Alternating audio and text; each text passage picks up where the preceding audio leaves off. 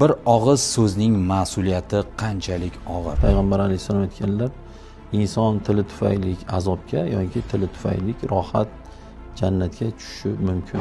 Bir-birini obro'sini to'kish, bir-birini sha'niga xiyonat qilish holatlari ko'p uchrab qoladi. Bu haqda dinimizda nima deyilgan? Bir-birimizni obro'sizlantirish bu gunohi kabira, juda yomon narsa. Kuni keladi agar tavba qilib o'zimizni o'g'namasak, Xudo saqlasin o'zimizga qaytib qoladi. Mo'min inson yolg'onchi bo'lishi mumkinmi? Yolg'on faqat insonni yomonlikka boradi xolos. Payg'ambar alayhissalom aytganlar, to'g'ri so'zlik insonga najot beradi. To'g'ri so'zlik insonni yorug'likqa olib chiqadi. To'g'ri so'zlik insonni jannatga olib kiradi. Tildagi eng katta gunohlardan bittasi yolg'on degan narsadan tilimizni saqlaylik. Bo'yningga qilich kelsa ham rost so'zla deganlar. Bu degani har qachon, har qanday holatda rostgo'y bo'lsak inshaalloh bu dunyo oxiratda yuzimiz yorug' bo'ladi inshaalloh, Xudo xolasa.